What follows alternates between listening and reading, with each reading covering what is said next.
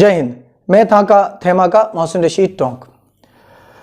जहां भी जा रहा था, जिन लोगों से, जानने वालों से मिल रहा था, लोग मुझसे एक सवाल कर रहे थे कि मोहसिन भाई, आपने किसानों पे कोई बात नहीं की, किसानों का जो प्रोटेस्ट चल रहा है, जो मामला चल रहे हैं, उस पर कोई बात नहीं की।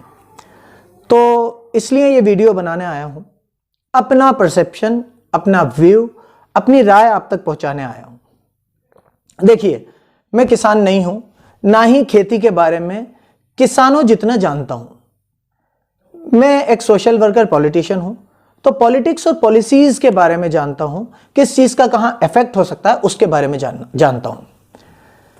इस बिल में जो किसानों को प्रॉब्लम है वो ये है कि इसमें एमएसपी नहीं है और इसमें सरकारी मंडियों के पैरेलल एक प्राइवेट मंडी खोलने की भी इजाजत है।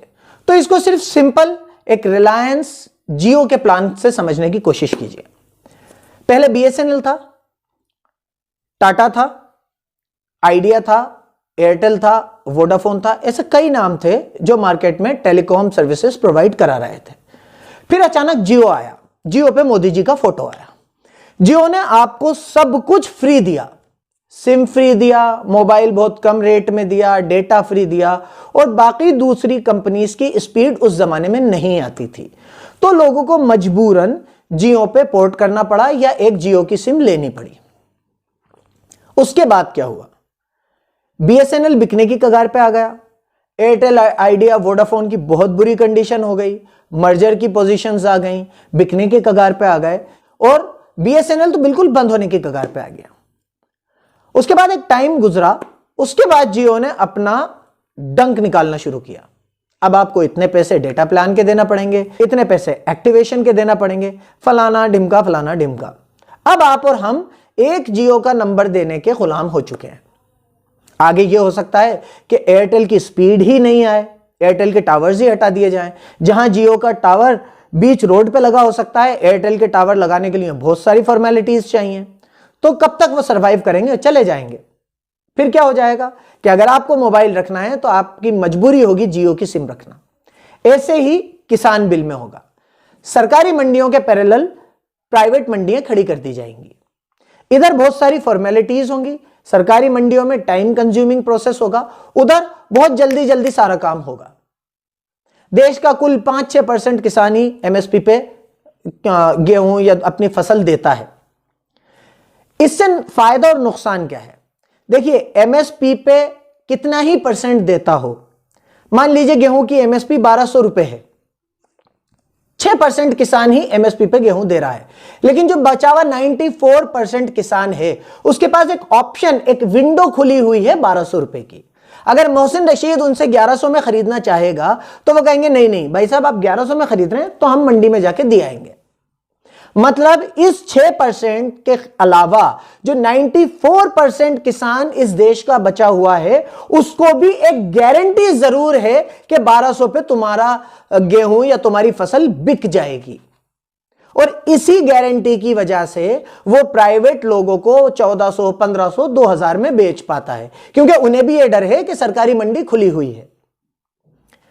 इसके साथ साथ मंडी में स्टोरेज होता है जो बुरे वक्त में काम आ जाता है। अब अगर प्राइवेट प्लेयर्स आ जाएंगे तो ये क्या करेंगे? ये पहले 3-4 साल की फसल का आपको बहुत अच्छा दाम देंगे। इधर प्रोसेस होगा बहुत टाइम कंज्यूमिंग, उधर होगा बहुत आसान। किसान जब अच्छा दाम मिलेगा तो वहीं जाएगा। 3-4 साल में सरकार ये कहेगी कि भाई क्योंकि हमारी मंडियों में तो कोई आ ही नहीं रहा और आपको वहां अच्छी रेट मिल रही है, तो ये मंडी व्यवस्था खत्म की जा रही है। जैसे कि सरकार बीएसएनएल को खत्म करने की नौबत पे आ गई, इलेक्ट्रिसिटी को प्राइवेटाइजेशन पे आ गई, रोडवेज की प्राइवेटाइजेशन की बात कर रही है। तो ये कहा जाएगा कि ये जो हमारा सेक्टर है मंडी वाला, ये खत्म किया जा रहा है। उस वक्त लोगों को एहसास भी नहीं होगा कि खत्म हो क्या रहा है। खत्म हो रही होगी उनकी गारंटी जो 1200 रुपए की थी। जब वो गारंटी खत्म हो जाएगी तो 1-8 साल बाद ये प्राइवेट प्लेयर्स अपना असली रंग दिखाना शुरू करेंगे। ये कहेंगे भाई ऐसा है, हमारे पास तो इतना धान, इतनी फसल इकट्ठी पड़ी है, हम तो आपसे 900 में ही लेंगे। आपका दिल चाहे तो बेचो, आपका दिल चाहे तो मत बेचो। और वो 900 में लेंगे तो 950 में बेच भी देंगे। जब वो 950 में बेच ही रहे होंगे तो आपकी 1000 में कौन खरीदेगा?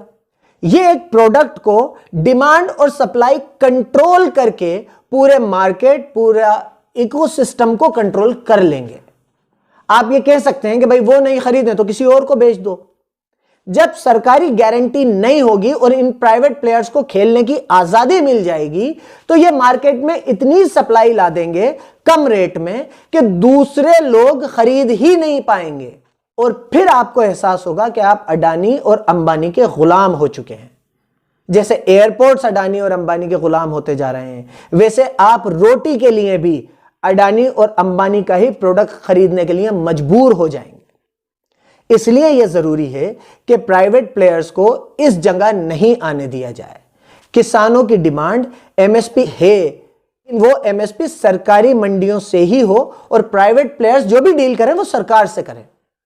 अगर वो डायरेक्ट किसान पे दबाव डालने के लिए सक्षम हो जाएंगे तो याद रखिए, ये हमला किसान के ऊपर नहीं हो रहा, ये हमला आपके ऊपर हो रहा है, क्योंकि जेब आपकी है।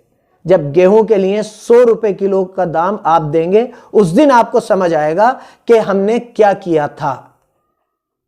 तो किसानों का साथ दीजिए। आप चाहे किसान हो या ना हो, आपके जिस्म में दिल तो होगा। इस दिल से पूछिए कि जब किसान इस कानून से खुश नहीं है तो ये कानून किसकी खुशी के लिए बनाया जा रहा है, और किसानों का साथ दीजिए। बहुत बहुत शुक्रिया। मैं था का थेमा का मोहसिन रशीद टोंक।